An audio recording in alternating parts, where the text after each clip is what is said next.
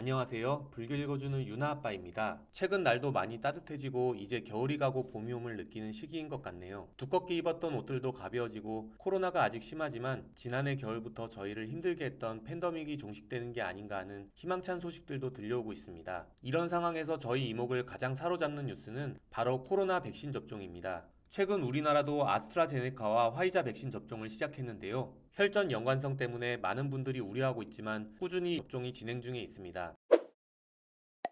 이런 와중에 인도에서 망명 정부를 이끌고 있는 달라이라마가 86세의 고령에도 백신을 맞았습니다. 3월 7일 인도 언론과 외신에 따르면 달라이라마는 3월 6일 망명 정부가 있는 다람살라의 조날 병원에서 백신을 접종받았습니다. 조날 병원의 의사 국타는 달라이라마는 일반인과 마찬가지로 병원으로 직접 와서 접종을 받았다고 말했습니다. 달라이라마는 부작용 발생 여부를 살피기 위해 접종 후 약 30분간 병원에 머물렀고 달라이라마 관저 직원 10명도 이날 함께 백신을 접종했습니다. 달라이라마는 접종 후 메시지를 남겼는데요. 우리 시대의 심각한 문제를 막으려면 백신 접종이 매우 도움이 될 것이라며 우리 공동체의 더 큰 이익을 위해 접종을 하고 더 많은 사람들이 용기를 내야 한다고 했습니다. 티베트 망명 정부에서는 1월부터 의료진을 시작으로 약 2천여 명이 넘는 이들이 백신 접종을 받았는데요. 다람살라 규토 사원에서 100여 명의 스님들이 코로나에 집단 감염된 사례도 있어 방역 등을 강화하며 백신 접종을 서두르고 있습니다.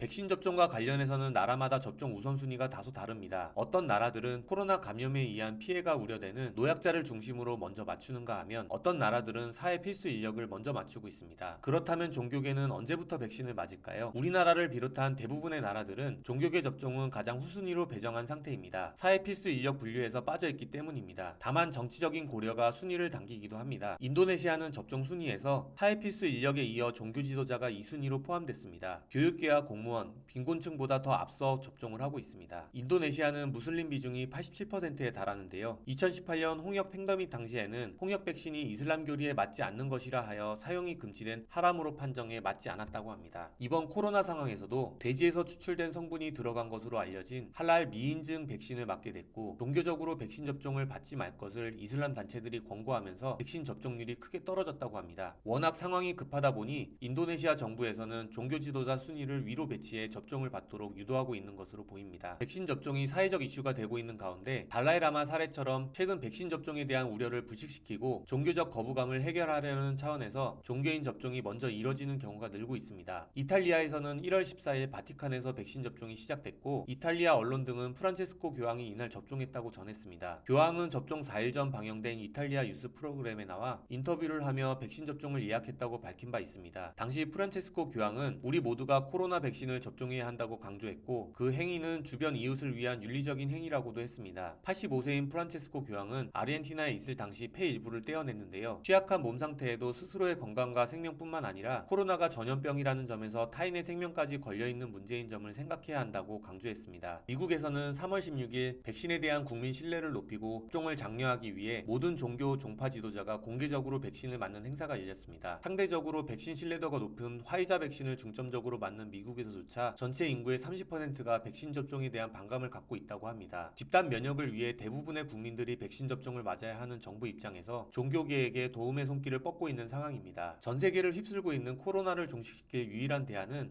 백신인 것은 모두가 인식할 것입니다. 하지만 최근 백신의 안전성 문제가 도마에 오르며 많은 분들이 이렇게 생각하실 수도 있습니다. 나는 다른 사람들이 맞고서 안전한 것이 확인되면 맞아야지. 혹여 다른 사람들이 다 맞고 나서 집단 면역이 되면 굳이 나는 안 맞아도 되지 않을까? 이런 생각 말입니다. 가령 젊은 분이라면 나는 맞아도 되는데 나이가 많은 우리 부모님이나 어린 아이들은 맞지 않고 코로나가 없어지면 참 좋겠다라고도 생각하실 것입니다. 하지만 냉정하게 본다면 그렇게 해서는 코로나가 종식되지 못합니다. 전 세계가 모두 연결된 상황에서 결국 다 같이 백신을 맞고 집단 면역을 이뤄내지 못한다면 백신을 맞은 이들의 항체 효과가 감소하는 순간 코로나 팬데믹은 다시 시작될 것이기 때문입니다.